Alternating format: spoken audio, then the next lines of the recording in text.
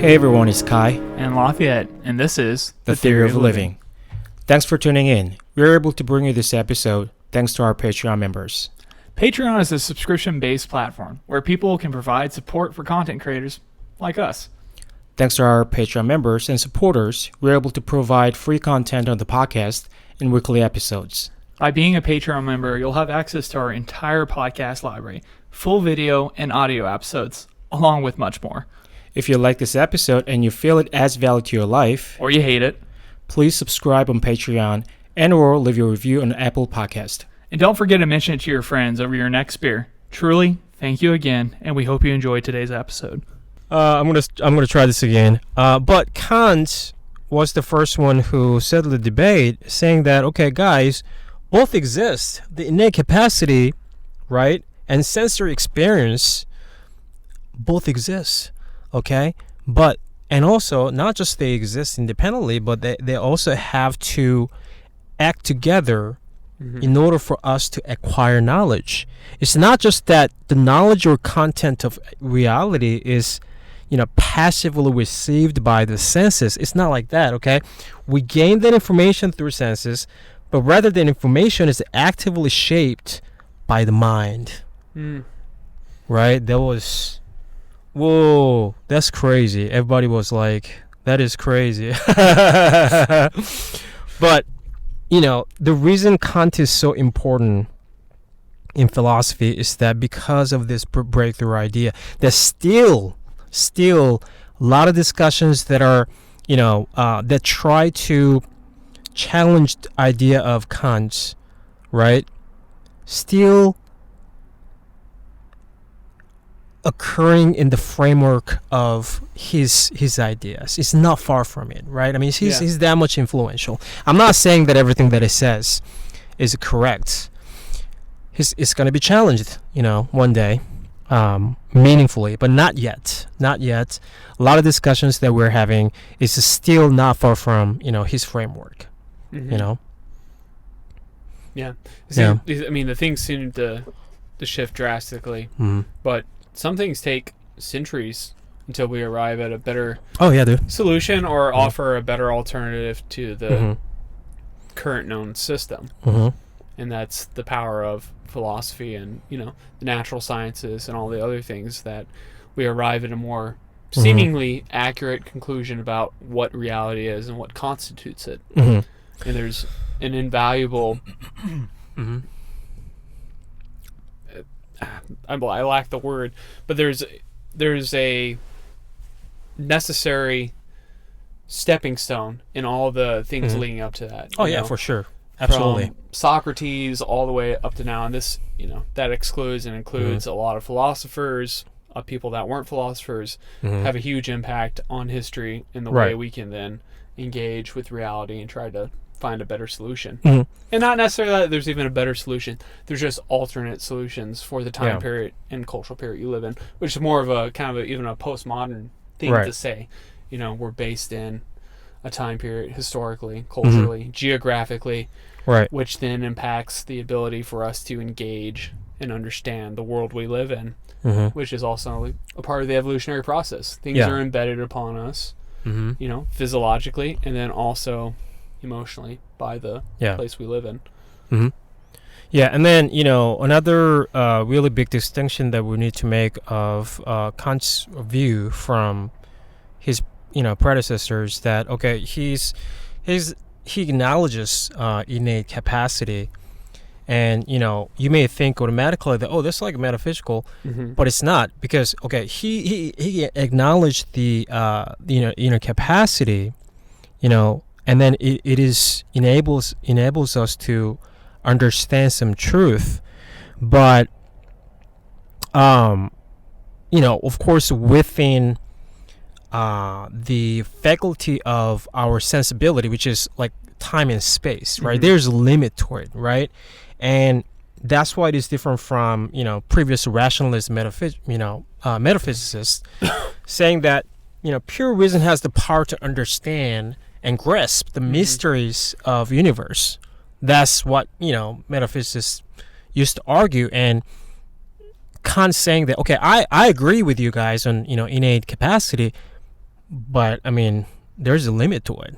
Yeah. We don't have any capacity to understand the universal truths, you know, and it's bound by time and space. So that's why it is so different from, you know, the previous metaphysics. And in my opinion, that's why his view finally, you know, escaped the essence of metaphysics that Locke couldn't do. Right? Yeah. Well, I mean, there was the debate between the continental rationalist, right? And then the empiricist. So there was that back and forth between them for a long time. And then, like you said, here comes Immanuel Kant just knocking it out of the park with, what are we doing here? Right. Come on, guys. Like, pull it together. And, I mean, again, going back to Charles Darwin, he came after Kant. So imagine the impact that Kant's philosophy had on great thinkers in the way we view the world, so that it was even possible for somebody to come up with an alternative solution to something in the natural sciences. Yeah. I mean, that's the power of these ideas in the philosophy, is that it could impact every other area of study, epistemologically speaking. Yeah, absolutely. You know, it changes the way we interface with knowledge and how to understand what do we know and how do we know it. That's how powerful that philosophy was. Yeah. And it didn't even seem to be necessarily his aim. He probably had no idea the amount of impact it was going to have on the entire world and the way we interface and try to arrive at knowledge, even in our present day situations. Yeah, I mean, I think there are two aspects of not just Kant, but, you know, mostly these German philosophers, right? I mean, their contribution to, you know, the progression of philosophy is gigantic, right? But also, you know, their ideas are too concrete and, you know, takes up the big portion of our, you know, today's philosophy that I think still we have hard time to really break through it, right? I think, so there are two aspects of it. That's the way I see it. We owe a lot of things to them, but also their work and the framework is just too, you know, in a way, too good or too rigid that is like modern philosophers are having hard time to break through it, you know? Well, this is also, you know, kind of the one effective strategy to get around specific types of philosophy is to not engage in the system they've created. Right. So a lot of the problem is that we do this in more than just philosophical debates and arguments. We do this in our everyday life. We play their game, and due to the structure of the game, we can never win or escape it. Yeah. By solely playing into it. Yeah. You know, so there's probably... It's a dangerous game, yeah. And I mean, it's a necessary game, though, right? I mean... It is. It's a lot more beneficial to play engage with their ideas. We talked about this earlier, that whether or not you agree with their ideas, the reason it's important to, you know, study your predecessors' ideas and views is that even if you don't agree with it, you can still engage with their ideas and then, you know, interact with them. Yes. Which is which is way more beneficial than, you know, not engaging with their ideas. Otherwise, your ideas going to be never challenged. Yeah. You know, which is a big problem. Yeah, you have to be open to the criticism, which in this situation would be willing to accept other conclusive ideas. Yeah. And then also another benefit is that if you, by not studying your predecessors' views, you are risking to repeat their mistakes. Yeah. Right? That's a big one. Yeah. I mean, this applies to everything, actually, science or history or anything that has, you know, has been around for forever, for a long time. If you don't study, you know, previous ideas, then you know, there's a possibility that you're going to make the pitfalls. Yeah, which is completely unnecessary, right? Yes. So, this is why we study philosophy. This is why we study history, engage with, old people's ideas, even though, 2,000 years ago, 3,000 years ago, like who cares what they thought, but it's important, right? It's important because without the question of Plato's, for example, Socrates, you may not have Plato's, right? Mm-hmm. We talked about this without Locke, we may not have Kant, right? Yeah. Is all this collective idea progressively, created the idea that we have today. And that's why it's important to, study, previous ideas and views and, challenge the ideas in a way. Yeah. Right. And it's funny, even what we're talking about right now, again, going back to Hume, he would be skeptic of even this statement. Mm-hmm. This is a kind of inductive statement. So we would say that things in the past have always occurred in a specific way. We've always learned from the past, grown, and then we've improved upon it. Mm-hmm. But that's not etched into the fabric of reality in any meaningful way we can prove. Mm-hmm. Like, we don't necessarily have to rely on previous generations' knowledge to advance. Mm-hmm. But things have always led that way. So it's within good reason to assume they would continue. Mm-hmm. Hume would call this custom. Right. Custom is what leads to progress. It's like these reoccurring themes. Mm-hmm. Even though we can never actually prove causality or see it, we understand things tend to happen in repetitive ways, repeatable. But there's no reason that they always have to continue that way. Right, of course not. Right? I mean, even gravity and things like that are only byproducts of, specific systems remain the way they are and the best explanations we have. But eventually the sun will burn up. All these things will occur. The way we understand physics and all that will be, potentially tossed to the wind. Right. So again, knowing that, in the statement you made, I still think it's extremely valuable that we do engage with the past and these previous ideas, but also remain skeptic to, maybe they're not incredibly valuable. Have open-mindedness to both sides. Maybe they will have a value, maybe they won't. But you have to engage with it to actually decipher that or decide it. Yeah, 100%. Yeah. And, I think we need to talk a little more about Kant because it's really important. But, he's basically saying that it's the human mind that creates the reality, and therefore our experience and knowledge are limited to the world of experience constructed by and in the mind, right? So it is really interesting if you look at, think about this a little more further, that he, attributes the transcendental quality, but still at the same time draws a clear line of limitation that what we can do and what we can know, right? So that's why his view was so fresh and revolutionary. That he acknowledges that quality, right? But transcendental, when he says, it's not the metaphysical, idea. The transcendental quality as in existing within us. That's the craziest part, right? But again, he clearly admits that there's a limit to it. Yeah. Right? And in a way, you can say that that's why, he was probably atheist, right? From his view, even though, I don't know. To me, it's not super clear whether or not he was atheist, because he's acknowledging that, there are universal truths that we don't have any capacity to find out the knowledge of it, right? Yeah. But in his view, you can say that, maybe then, he doesn't acknowledge the existence of God. But he acknowledges the existence of universal truths, right? So, I don't know if he has ever, spelled it out that, I don't believe in God.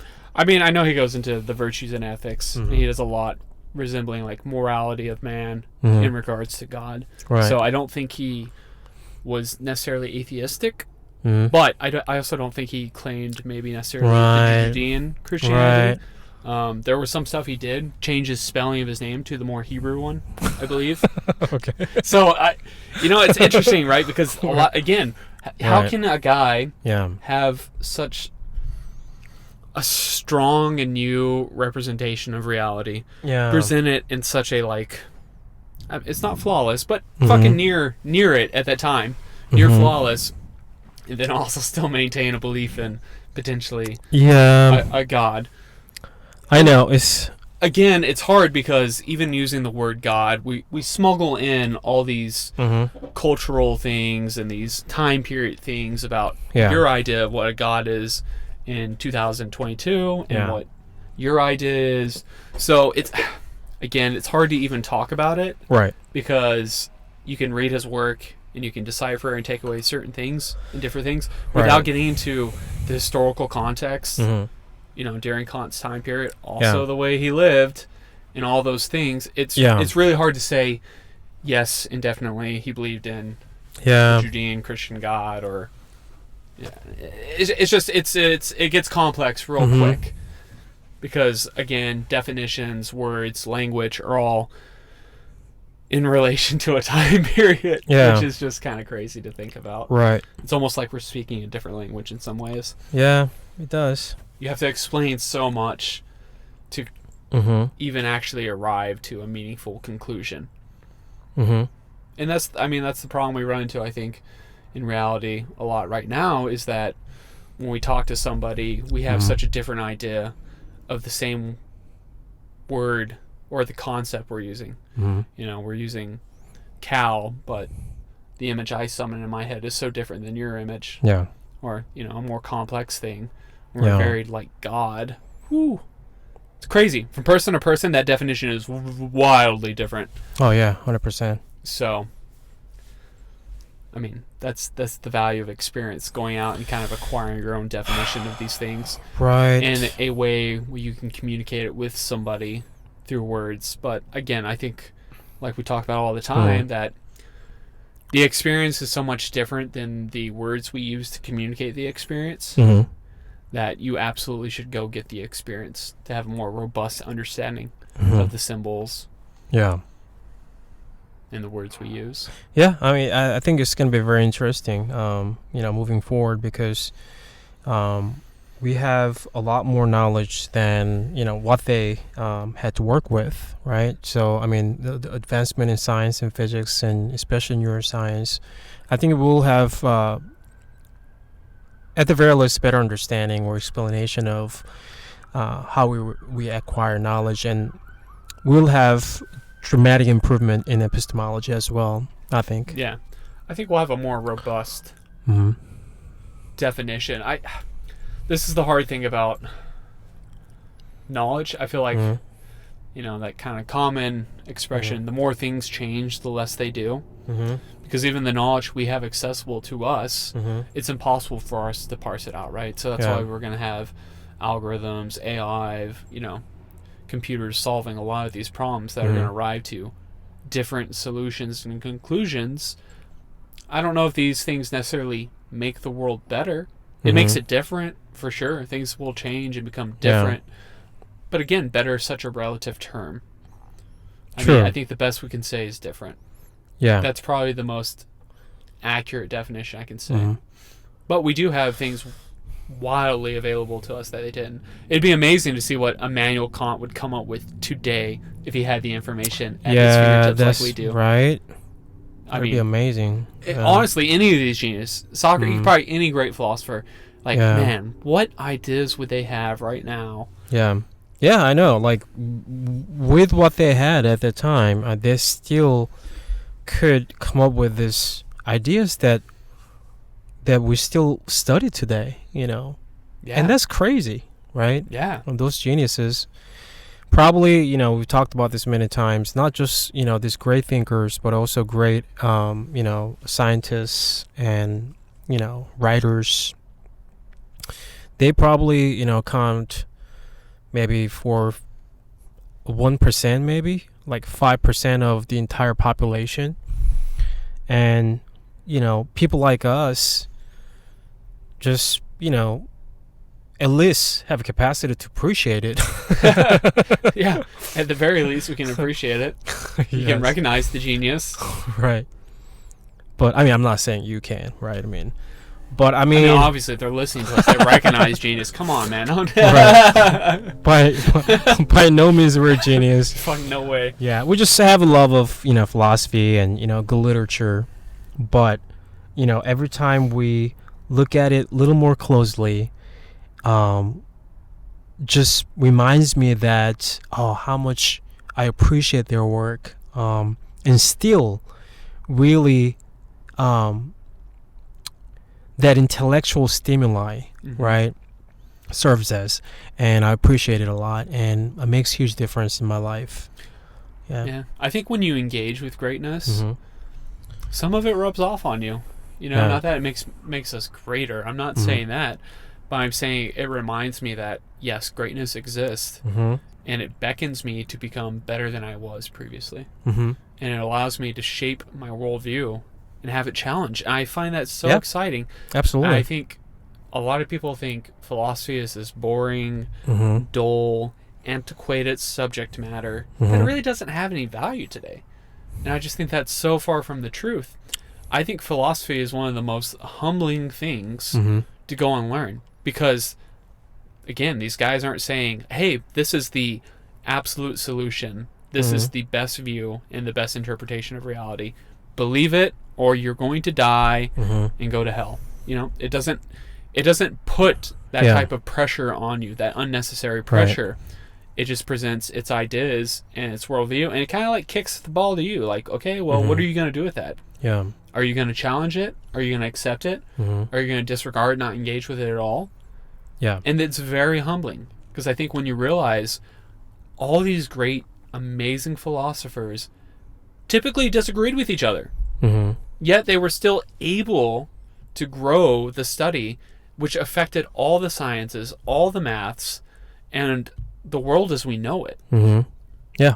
But they didn't have to kill each other to do it. And don't get me wrong, there are some philosophers that have some cult type stuff tied to them, but generally speaking, they were able to. It's intellectual battles, basically, right? Yes. Yeah, and then I mean they, whether or not they agree with each other, I mean there's still their positive synergistic effects, especially contemporaries, right? Yeah. Even Hume and Kant we talked about, they have similar view but different views, right? Oh yeah, very. Yeah. I mean, Hume's skeptic through and through, right?